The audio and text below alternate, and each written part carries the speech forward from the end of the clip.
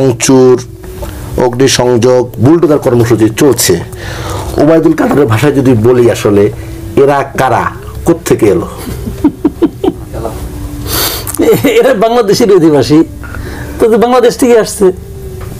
এদেরকে খোঁজার জন্য অনুবীক্ষণ যন্ত্র দরকার নাই, দূরবীনও লাগবে না। এটা খুব স্বাভাবিক যে এই ধরনের একটা ঘটনা যেটা ঘটছে, এটা অনেকের কাছে অনাকাঙ্ক্ষিত, আমার কাছে অনাকাঙ্ক্ষিত। এটাকে আপনি নাশকতা বলতে পারেন, কিন্তু তারপরেও এটা ছিল অবধারিত। এটা আমার বিশ্লেষণ যেরকমভাবে এই পুরো জিনিসটা, এটা নানা ধরনের ব্যাখ্যা হতে পারে। প্রথম যে ব্যাখ্যাটা আমার মাথার মধ্যে আসে সেটা হলো, এখানে একটা উস্কানি ছিল, এবং প্রধান উস্কানিটা আসছে শেখ হাসিনার কাছ থেকে। এগুলো আমার বিবেচনা। শেখ হাসিনাকে এই সময় একটা এই ভাষণটা দিতে হবে কেন 6 মাসের মাথায়? আপনি বিশ্বাস করবেন, আমার জীবনের কঠিনতম কাজটা আমি গতকালকে করেছি, গত রাতে। এই শেখ হাসিনার 47 মিনিটের ভাষণটা আমি শুনেছি। এটা আমার কাছে মনে হয়েছে যে এত কষ্টকর কাজ আমি গত কয়েক মাসে আর করি নাই। পুরো ভাষণটা আমি একটানা শুনেছি, যে উনি কী কারণে ভাষণটা দিচ্ছেন এবং উনি কী বলেছেন। এবং আমি না বারবার আশা করতেছিলাম যে দেখেন, একটা লোক 15 বছর ক্ষমতায় ছিল টানা, তাই না? তারা আরও একবার ক্ষমতায় ছিল, অনেক দিন ধরে রাজনীতি করেন। আমার ধারণা ছিল উনি তো রাজনীতিটা বুঝেন।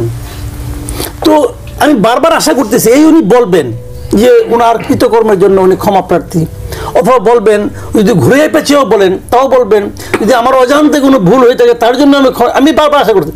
আমি মনে হচ্ছে কিন্তু উনি বোধহয় এখনও ক্ষমতা আছে।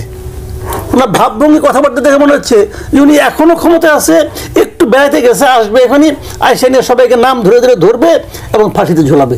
তার ভাবভঙ্গি এরকম। তো এরকম একটা ভাষণ উনি কেন দিলেন? এখন আপনি হয়তো বলতে পারেন উনি ভাষণ দেওয়ার আগেই তো ভাঙা শুরু হয়েছে। হ্যাঁ, এটাও ঠিক।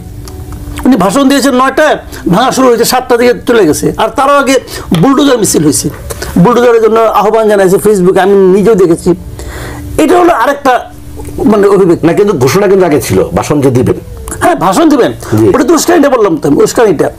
এখন আমার কথা হলো কি, বুলডোজার জিনিসটা কি রে ভাই? আপনার বাসায় আছে একটা, অথবা এখানে অন্য কারো বাসায় আছে যে আমাদের প্রত্যেকের ঘরে একটা বুলডোজার আছে, আমরা বাথরুমের পেছনে ওটা লুকায় রাখি, পরে পকেটে নিয়ে বাইরে পড়ি, তা তো না। তো বুলডোজারটা তো ম্যানেজ করতে হয়েছে, বুলডোজার না হোক অথবা এক্সকাভেটর হোক, যেই হোক, এটা ম্যানেজ করতে হয়েছে। এটা কোত্থেকে আসছে, কে দিচ্ছে, কেন দিচ্ছে? আমি শুনলাম এটা নাকি সিটি কর্পোরেশনের। এটা সিটি কর্পোরেশন কোন বিবেচনায় দিল, কিভাবে দিল, কি কারণে দিল? তাহলে এগুলি দেখে মনে হয় কি এই পুরো ঘটনাটার পেছনে সরকারের এক ধরনের আশকারা আছে। আমি উস্কানি বলছি না, আশকারা আছে। শেখ হাসিনার উস্কানি আছে, সরকারের এক ধরনের আশকারা আছে। সরকার চাইলে এটা আটকাতে পারতো, সরকার এটা আটকায় নাই। সরকার হয়তো চেয়েছে এটা হোক, এটা হয়েছে। এখন সব মিলে যে জিনিসটা হয়েছে, লস হয়েছে বাংলাদেশের, লস হয়েছে আমাদের ইমেজের। কিছু লাভ হয়তো কোনো একটা গভর্নমেন্টের হতে পারে, গভর্নমেন্টের কোনো একটা পার্টিকুলার সেকশনের হতে পারে। আমি আজকে বসে বসে সকাল থেকে সবগুলি বিদেশি পত্রিকাগুলি দেখছি, রয়টার, তারপরে আপনার এপি, তারপরে আপনার আল জাজিরা দেখছি। কেউ বলে নাই একটা মহান কর্ম সম্পাদিত হয়েছে, কেউ বলে নাই। এবং এই কাজটা বাইরে বহির্বিশ্বে আমাদের ইমেজটাকে মনে করি ক্ষতিগ্রস্ত করবে। বিএনপি স্থায়ী কমিটির সদস্য অবসরপ্রাপ্ত মেজর হাফিজউদ্দিন আহমেদ এই ধানমন্ডির ঘটনা নিয়ে তিনি বলেছেন, ধানমন্ডির ঘটনা কারা ঘটিয়েছে, সরকারের ভূমিকা কি তা জানা নেই, গণতন্ত্রের পথে বাধা দিতে কারোর বিশৃঙ্খলা সৃষ্টির চেষ্টার অংশ হতে পারে।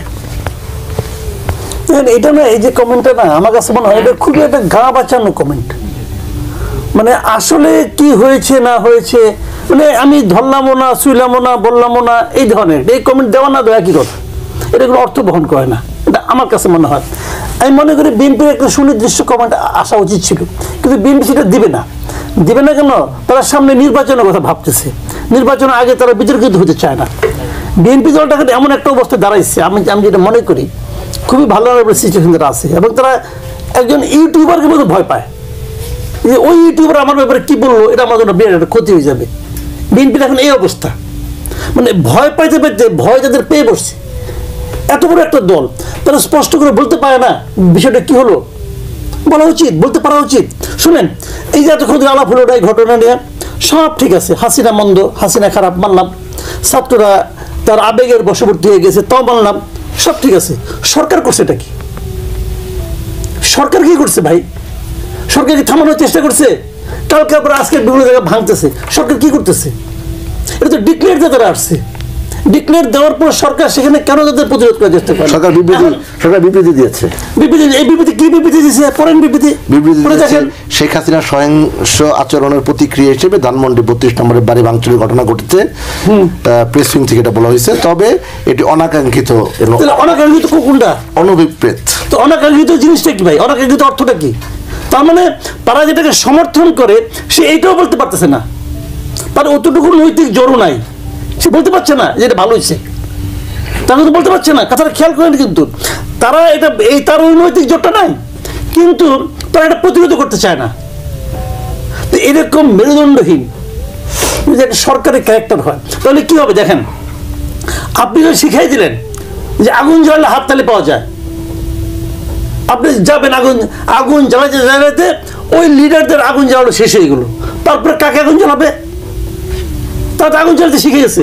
আগুন জ্বালালে হাততালি পাওয়া যায়। হাততালি পাওয়ার জন্য পরের দিন সকালে ওটা পরশুদিন কার সঙ্গে ঝগড়া হয়েছিল, অথবা অমুক দিন কে কি বলছিল, এটা মব তো হয়ে যাচ্ছে এখানে। জাস্ট একে ট্যাগ দিয়ে দিল, তুমি স্বৈরাচারের দোষর, দাও আগুন জ্বালিয়া। সরকারের তো কোনো ভূমিকা নাই। সরকারের একটা অ্যাকশন থাকা উচিত ছিল। এবং এই জিনিসটা যে বলবে বিএনপির মেরুদণ্ড নাই, আবার তারা ক্ষমতা আসছে। বিএনপির মেরুদণ্ড নাই, সরকারের মেরুদণ্ড আছে টাকা। মেরুদণ্ড কারোই নাই, মেরুদণ্ড কারোই নাই, মেরুদণ্ড নাই তো কারণ। সবাইকে আকার ইঙ্গিতে কয়, এদের পয়সা আছে, আমি আকার ইঙ্গিতে করতেছি, আমি আকার ইঙ্গিতে করতেছি। আবার এটাকে অনেকে জাস্টিফাই করার চেষ্টা করে। ভাই, এটা একটা নাশকতা। স্ট্রেট দেশে একটা গভর্নমেন্ট আছে, 5 তারিখের থেকে 8 তারিখ পর্যন্ত। এই সময় দেশে কোনো গভর্নমেন্ট ছিল না। ওই সময় একটা হুজুগ ছিল, ওই সময় মানুষের ক্রোধ ছিল, ক্ষোভ ছিল, শেষ হয়ে গেছে। মামলা হলো কেন বলেন তো আপনি? এই শেখ হাসিনার বিরুদ্ধে মামলা হচ্ছে কেন? মামলা কোনো দরকার আছে? বলে দিলে পারে, ও দেশে আসলে পাঠিয়ে দিয়ে দেবো। মামলা করতে হবে কেন?